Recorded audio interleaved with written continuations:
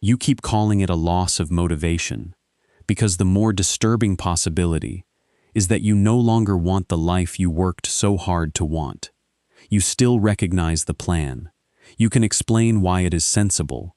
You remember the version of yourself who made it, defended it, and organized years around it.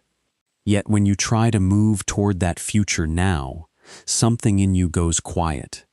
Your energy disappears. Decisions that once felt obvious become strangely heavy. You delay simple tasks, withdraw from conversations, and feel an almost physical resistance whenever you imagine arriving at the destination you once desired. Carl Jung spent decades studying exactly this kind of division. He saw that the conscious personality can remain loyal to a future long after the deeper psyche has withdrawn its consent.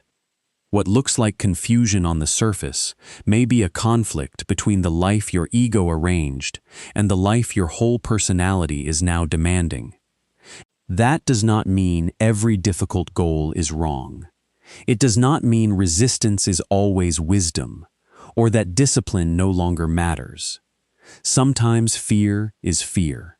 Sometimes avoidance is avoidance. But there is another condition that feels different. You can force yourself through a frightening task and feel stronger afterward. When you force yourself toward a future that has become psychologically false, you often feel smaller. The achievement may move closer, while your sense of aliveness moves farther away. You may try to solve this by becoming stricter. You buy another planner. You revise the timeline. You listen to someone explain that consistency is the answer. For a few days, pressure produces motion. Then the same invisible refusal returns.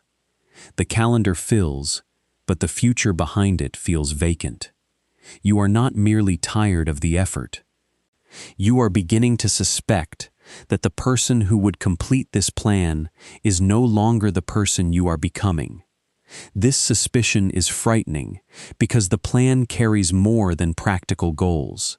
It contains promises you made to your family, evidence you hoped to give your critics, and an identity you wanted to prove was real. To question the future is therefore to question the meaning of the years already spent pursuing it. You fear that changing direction would turn sacrifice into waste. So you keep trying to revive desire through obligation. But desire cannot always be commanded back into a structure the psyche has outgrown. Jung understood psychic energy as something that moves according to unconscious purposes as well as conscious intention. When energy retreats from a goal, the ego experiences the withdrawal as failure, depression, boredom, or sabotage.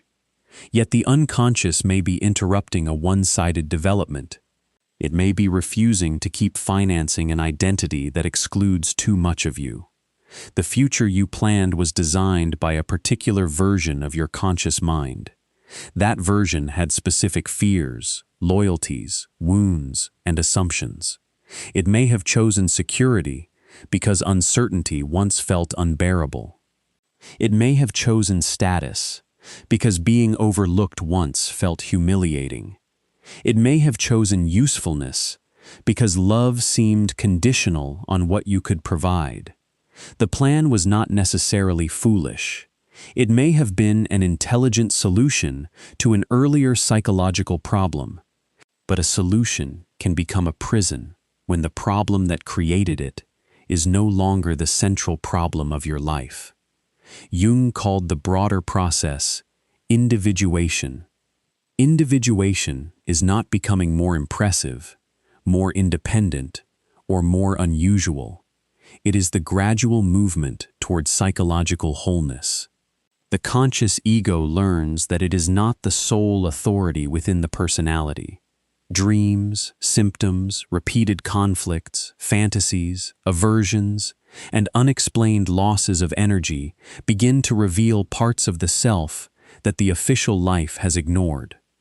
When this movement begins, the future built by the ego may lose its emotional charge.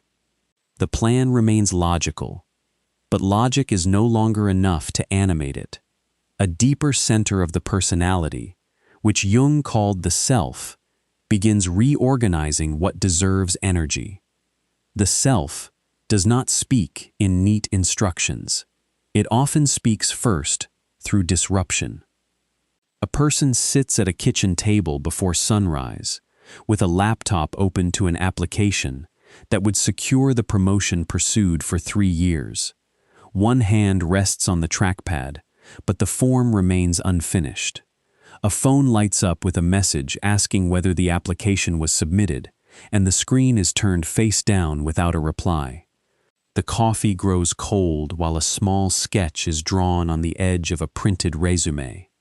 From the outside, this looks like procrastination. From inside, it may feel like panic without an object. Psychologically, the conflict is precise. One identity is still negotiating a future that another layer of the personality can no longer inhabit. If this remains unconscious, you will treat the messenger as the enemy. You will attack your concentration, shame your hesitation, and intensify the very split that is draining you. The danger is not simply that you might choose the wrong career, relationship, city, or way of living. The deeper danger is that you might succeed at constructing a life in which your most vital qualities have no legitimate place. You could reach the future exactly as planned and discover that the person who wanted it had to disappear for you to get there. Your unconscious often rejects the emotional motive beneath the plan before it rejects the plan itself. You may think you are losing interest in a particular outcome, when what is actually collapsing is the bargain hidden underneath it. Perhaps you promised yourself that achievement would finally make you unquestionable. Perhaps marriage would prove you were lovable. Perhaps wealth would make you invulnerable. Perhaps a spiritual identity would place you beyond ordinary need. The outer goal carried an inner contract.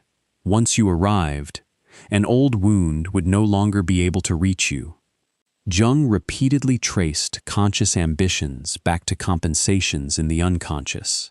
A personality that feels inferior may develop an exaggerated commitment to superiority. A person frightened by dependence may worship autonomy. A person ashamed of anger may build an identity around endless kindness. The future then becomes a stage on which the conscious attitude hopes to defeat whatever has been rejected. But the rejected part does not vanish. It becomes shadow. A person receives an invitation to speak at an event that once represented the exact level of recognition desired. The email is opened 3 times, then marked unread. During dinner, praise from a partner produces an irritated shrug instead of pleasure. Later, alone in the bathroom, the person studies a tired face in the mirror and whispers, almost accusingly, "This is what you wanted." The unconscious may not oppose success. It may oppose being used as raw material in a lifelong campaign against shame. What you are calling ingratitude may be your psyche refusing to let another achievement serve as anesthesia for a wound that now demands direct recognition. This is why renewed motivation techniques often fail. They address the surface contract while leaving the hidden contract untouched. You are told to visualize the reward more vividly, but the reward has become contaminated by the burden placed upon it. No career can permanently certify your worth. No partner can erase the memory of abandonment. No amount of admiration can make the shadow agree that you are finally safe from humiliation. When the future is forced to redeem the past, it becomes too heavy to desire. Your loss of energy may therefore be a demand for honesty. The unconscious is asking whether you want the future itself, or whether you want the emotional acquittal you imagined it would deliver. That question can feel cruel, because it removes the heroic meaning from years of striving, yet it also returns the future to its proper scale. A goal can become a choice again, rather than a courtroom in which your value is endlessly on trial. The part of you that no longer responds to the old reward is not necessarily lazy. It may be the part that has finally understood that no external arrival can complete an internal bargain built on self-rejection. Your unconscious withdraws energy when your planned future requires a persona to become permanent. The persona, in Jung's psychology, is the social face through which you meet the world. It is not false in itself. You need roles, manners, competencies, and identities. You need some coherent way to be recognized by others. The problem begins when you mistake the role for the whole person and construct a future in which you must perform that role without interruption. Perhaps you became the capable one. You learned to solve problems before anyone asked. You built a future around responsibility because competence brought approval and prevented chaos. Or perhaps you became the agreeable one, the visionary one, the rational one, the healer, the rebel, or the person who never needs help. The role worked. It may even have saved you. But every successful persona creates an unseen population of traits that are not allowed on stage. Jung warned that over-identification with the persona produces inner emptiness. The more perfectly you perform the acceptable identity, the less contact you have with the qualities that contradict it. A future based on persona inflation may look coherent from outside while becoming psychologically uninhabitable from within. A person known for calm leadership sits in a parked car outside the office each morning. The engine is switched off, but both hands remain on the steering wheel for several minutes. When a colleague calls, the voice becomes bright and decisive before the first ring has fully ended. After the call, the shoulders drop, and the person stares through the windshield at the building without moving. The resistance is not necessarily to the work. It may be resistance to the demand that only one version of the person is permitted to enter the building. The exhausted qualities may include uncertainty, tenderness, play, dependency, grief, or ordinary incompetence. If the future offers those parts no room, the psyche may begin withholding energy from the role that excludes them. What you have been calling burnout may contain a more intimate protest. Your whole personality is tired of being represented by its most useful mask. This does not mean you must destroy the persona. Jung did not ask you to live without social form. He asked for a conscious relationship to it.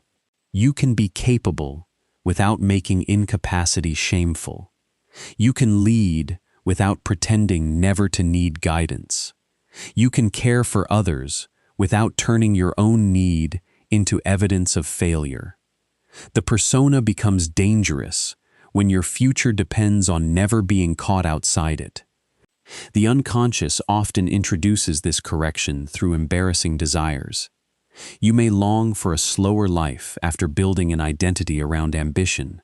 You may want solitude after becoming known for availability. You may feel drawn to craft, study, land, movement, or silence in ways that do not fit your public story. These desires may appear small beside the established plan. That is partly why the ego dismisses them. Yet psychic life frequently returns through what the persona considers unimportant. Your future may be rejected because it repeats a family story you mistook for a personal choice. Not every ambition begins with your own voice. Some are inherited as unfinished instructions. You absorb them through praise, anxiety, silence, and comparison, long before you can examine them. A parent's unlived life can become your duty. A family's fear of poverty can become your definition of safety. A history of instability can turn predictability into a moral virtue. You may call the resulting plan yours because you are the one carrying it. Jung described complexes as emotionally charged clusters within the psyche. A parental complex is not merely a memory of a parent. It is an inner pattern that shapes perception, expectation, and reaction. Under its influence, you do not simply decide. You respond to an old emotional authority that now speaks from inside you. This authority may sound reasonable. It may tell you not to waste your potential. It may remind you how much others sacrificed. It may ask what people will think. It may insist that changing course is irresponsible, selfish, naive, or humiliating. Because the voice uses familiar language, you mistake obedience for conviction. A person touring an apartment in a city chosen years earlier pauses beside a wide window overlooking the street. The agent describes the commute and mentions the second bedroom. The person nods, photographs the kitchen, and sends the images to a family group chat. Before anyone replies, the person quietly deletes a photo taken the previous week of a small cabin beside a workshop. Nothing dramatic has happened. No one has issued a command. Yet, an entire inherited future is active in that deleted image. One path would be difficult to explain, while the other would receive immediate recognition. The unconscious resistance may arise because the life that is easiest to justify is no longer the life that feels internally chosen. Your hesitation may be the first place where an inherited command has finally encountered an adult self capable of answering back. This is especially painful when the family plan was born from real suffering. You may understand why security mattered. You may respect the sacrifices that made your options possible. You may love the people whose fears now live inside your decisions. Individuation does not require contempt for them. It requires differentiation from them. Differentiation means you can carry gratitude without turning it into obedience. It means another person's survival strategy does not have to become your destiny. It means you can honor the road that brought you here without pretending it must continue forever. The unconscious may intensify its refusal when conscious loyalty prevents this separation. Dreams become more vivid. Irritation appears around harmless advice. You forget appointments connected to the plan. You envy people whose lives you once judged as impractical. These reactions are not automatically instructions to abandon everything. They are evidence that an unexamined authority has entered the decision. Until you recognize whose voice designed the future, you cannot know whether your resistance belongs to fear or to emerging authorship. Your unconscious may be protecting a neglected opposite that your planned future would bury completely. Every conscious identity emphasizes certain qualities and leaves others undeveloped. Jung called the psyche self-regulating because unconscious material often compensates for the one-sidedness of the conscious attitude. If you become excessively rational, feeling returns through symptoms, dreams, or fascination. If you become relentlessly productive, stillness begins to attract and disturb you. If you live through control, the psyche may produce encounters with uncertainty that cannot be managed by force. The unconscious does not always oppose your direction. Sometimes it exaggerates the opposite in order to restore balance. This is why a new desire can feel irrationally powerful. It carries not only its own energy, but also the accumulated energy of everything excluded. A modest wish for creative work may contain years of silenced imagination. A sudden need for privacy may contain decades of compulsory availability.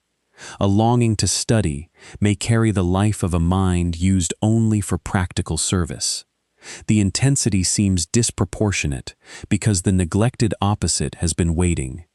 A person finishes another late meeting and closes the laptop with practiced relief. Instead of turning on the television, the person opens a cupboard and removes a box of paints bought months earlier. One brush is held under the kitchen light, then returned untouched when footsteps sound in the hallway. The box goes back behind a stack of serving dishes before the door opens. The scene appears trivial, yet the hidden brush may contain more psychic truth than the polished plan presented at every family gathering. The neglected opposite often enters quietly because it has not yet developed the strength to withstand ridicule. What you dismiss as a childish impulse may be an unlived capacity asking for a future in which it does not have to hide. The ego tends to interpret compensation as sabotage because compensation interrupts efficiency. The psyche is concerned with wholeness, not optimization. It does not measure a life only by speed, income, recognition, or consistency. It registers what must be excluded to preserve those achievements. When the exclusion becomes too severe, symptoms may appear where conscious argument failed. This does not make every impulse sacred. The unconscious contains immaturity, fantasy, aggression, fear, and contradiction, as well as wisdom. Jung did not romanticize it. He treated conscious discernment as essential. The task is not to obey every inner movement. The task is to enter a relationship with what has been excluded, so that your future is shaped by dialogue rather than domination. A viable future may still contain discipline, sacrifice, and difficulty, but it must also contain enough room for the neglected opposite to become conscious. Otherwise, every step toward success will feel like another shovel of earth placed over a living part of you. Your unconscious may reject the future because it knows your fantasy of arrival would prevent a necessary encounter with the present. Some futures are not destinations. They are escape routes extended through time. You invest them with so much psychological importance because the present contains something you do not want to feel. The plan lets you say, "Once this happens, I can begin." Until then, your real life remains postponed. Jung saw how fantasies can conceal as much as they reveal. A fantasy may point toward genuine development, but it may also protect the ego from a fact that requires mourning. The imagined future becomes a bright screen placed in front of disappointment, loneliness, aging, limitation, or the recognition that a certain chapter is already over. You may insist that you need clearer motivation when what you need is permission to grieve. You may keep refining the plan, because planning allows contact with possibility, while preventing contact with loss. As long as the future remains magnificent, you do not have to admit what will not return. A person keeps a folder of property listings open on a phone, long after a relationship has ended. Each night, new kitchens and gardens are saved to the same collection, once shared with a partner. When a friend asks whether the folder should be deleted, the answer comes quickly. It is still the kind of house I want. Later, one listing is opened, and the empty second chair in the dining room is covered with a thumb. The planned house is not only a house, it is a container for a future that made the past feel survivable. To release the image would require acknowledging that the emotional world attached to it has ended. The unconscious may drain desire from the plan because it can no longer maintain the fiction that arrival will reverse time. What you call losing your future may actually be the moment your grief stops allowing itself to be disguised as ambition. This encounter is difficult because grief offers no immediate replacement. When an old future collapses, you want another vision quickly. You want proof that the disruption has purpose. You want the next identity, the next destination, the next coherent story. but the psyche may not provide one on demand. Jung treated periods of disorientation as psychologically meaningful because the old center of consciousness had weakened while a broader orientation had not yet formed. This interval is not comfortable. It can feel empty, embarrassing, and unproductive. Yet filling it too quickly with another plan can reproduce the same unconscious arrangement in new language. The present asks a harsher question than the future. It asks who you are when you are not becoming the person who was supposed to save you. Your resistance may therefore be protecting an encounter you keep postponing. Not an encounter with a grand destiny, but with the ordinary truth of what hurts now.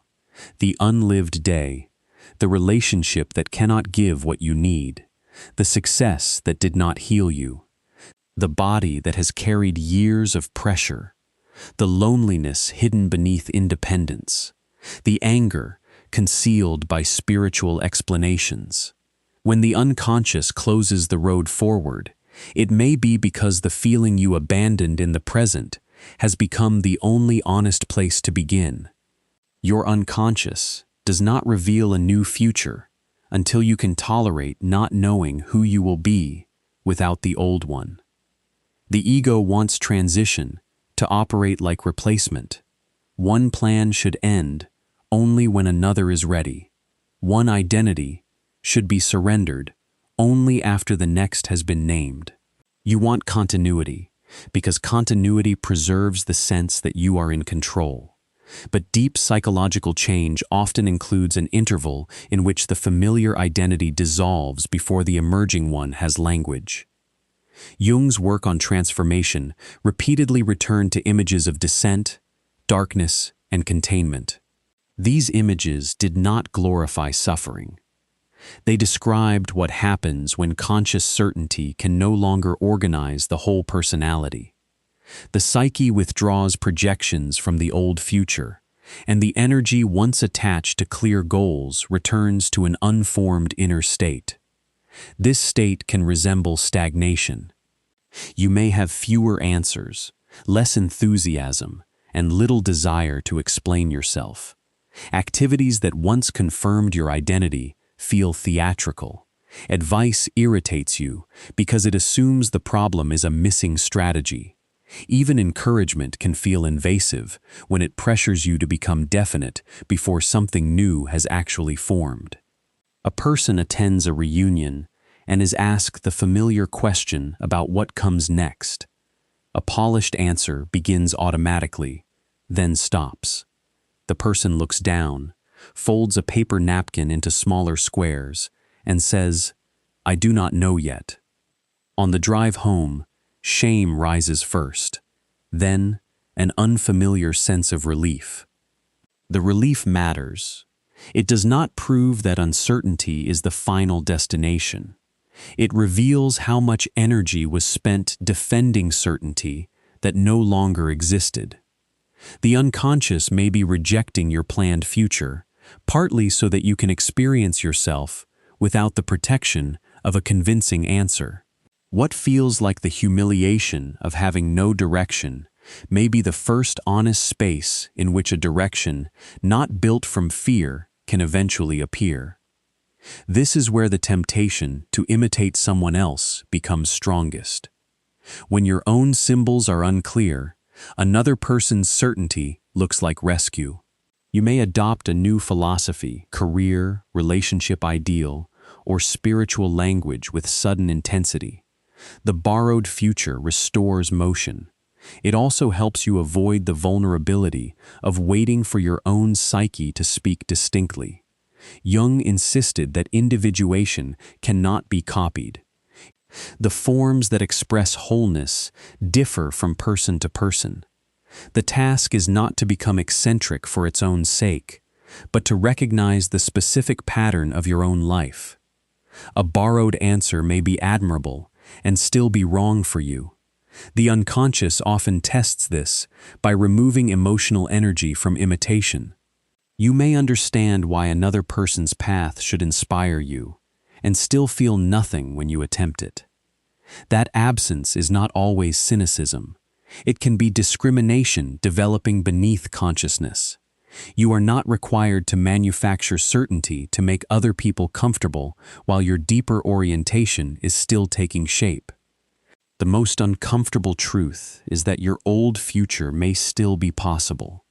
It would be easier if the road were closed by external circumstances. Then you could grieve without responsibility. You could blame timing, money, another person, the economy, your health, or fate. But sometimes the opportunity remains. The application can still be submitted. The relationship can still proceed. The house can still be bought. The role can still be accepted. Nothing prevents you except the fact that a deeper part of you no longer agrees. This is where the conflict becomes morally expensive. If you admit that the future is wrong for you, you may disappoint people who invested in it. You may lose status that took years to build. You may become incomprehensible to those who knew you through the old persona. You may have to surrender advantages without being able to prove that something better will replace them. The shadow beneath your resistance is not merely fear of failure. It is fear of becoming the person who chooses. As long as you describe yourself as blocked, you remain partly innocent. A block is something that happened to you. It suggests that the real plan is intact and only needs to be recovered. But if the unconscious refusal has exposed a genuine change in value, innocence ends. You must decide whether to continue betraying that knowledge or accept the consequences of living by it. Jung understood that consciousness creates responsibility. Before you see a pattern, you repeat it blindly. After you see it, repetition becomes participation. This is why insight can initially make life harder.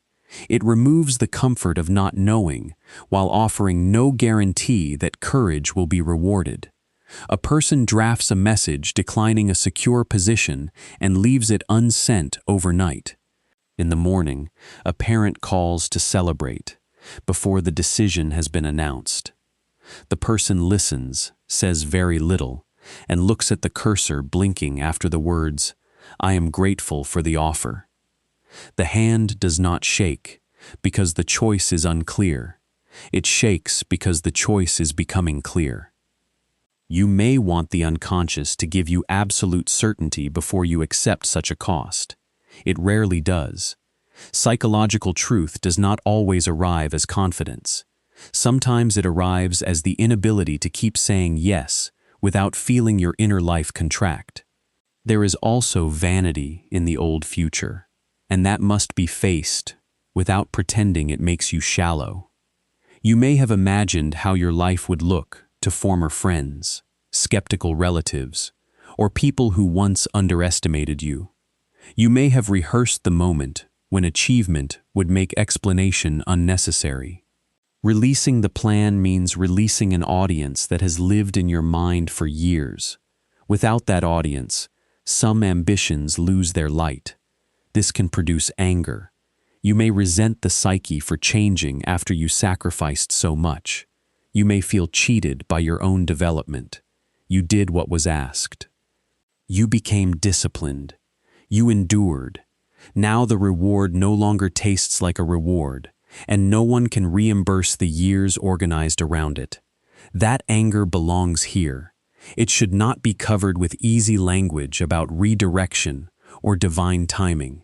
Some plans die after costing you something real. Some identities dissolve only after becoming highly competent. Some awakenings arrive late enough to make grief unavoidable. The cost cannot be eliminated by finding a more flattering interpretation. If you choose differently, you may lose money, belonging, prestige, predictability, and the affection that depended on your old role. If you continue, you may preserve those things while losing intimacy with your own inner life. There is no version of this choice in which nothing valuable is sacrificed. The deeper cost is that you cannot become whole and remain entirely recognizable to everyone who benefited from your fragmentation. This does not authorize impulsive destruction. You do not need to resign tomorrow, end a relationship tonight, or turn every aversion into a command. The unconscious asks for relationship, not obedience. A mature ego does not collapse before inner material. It listens, tests, distinguishes, and accepts responsibility for consequences. But discernment can become another disguise for indefinite refusal. You can analyze a truth until it loses all power to change you. You can demand more dreams, more signs, more certainty, and more permission. At some point, the question is no longer whether the psyche has spoken. The question is how long you will require it to suffer before you treat its message as real. You are allowed to stop forcing enthusiasm for a future that survives only through self-pressure. You are allowed to admit that the plan once protected you. It gave shape to uncertainty. It organized effort. It may have carried you through a period when you needed a clear image more than you needed a complete one. Honoring that function does not require lifelong obedience to the form it took. You are allowed to stop presenting your change as a courtroom argument. The people around you may not understand evidence that comes from dreams, depleted energy, repeated inner conflict, or the quiet disappearance of desire. They may recognize only visible reasons. You do not have to invent a catastrophe to make your refusal respectable. You are allowed to let the future become smaller while it becomes more honest. That may mean no grand revelation appears. You may simply notice that one conversation leaves you more present, one kind of work gives energy back, or one long silenced quality no longer wants to hide. These are not instructions carved in stone. They are beginnings of relationship. The psyche becomes less violent when it no longer has to shout over a predetermined life. Jung's individuation does not ask the ego to disappear. It asks the ego to surrender its claim to total authority. Your conscious plans still matter. Your obligations still matter. Material reality still matters. But none of them can carry the whole meaning of your existence without eventually becoming tyrannical. The plan can be revised without declaring your former self a fraud. That earlier self chose with the consciousness available at the time. You do not betray that person by seeing more now. You continue what was deepest in the original effort, the attempt to build a life you could genuinely inhabit. The difference is that you no longer confuse endurance with consent. You can remain with uncertainty without turning it into a new identity. You can grieve what will be lost without using grief as proof that the choice is wrong. You can move carefully without pretending that delay is neutral. You can seek therapy or grounded support if the loss of energy has become pervasive, because psychological and medical care do not oppose inner work. They can help you distinguish a meaningful conflict from suffering that needs direct treatment. Most of all, you can stop calling the unconscious your enemy simply because it refuses to cooperate with the life your fear designed. You began by believing you had lost motivation. Now a more exact possibility stands before you. The energy may not be gone. It may be waiting outside the future that demanded too much of you remain unconscious. When your unconscious rejects the future you planned, it is not necessarily destroying your life. It may be ending your agreement to disappear inside it. The future becomes uncertain, but for the first time, it may also become yours. If this resonates, subscribe to The Waking Shadow, where you explore Jung's psychology for the individuation path. Watch the video on your screen now to understand what happens when the old identity dissolves before the new one is ready.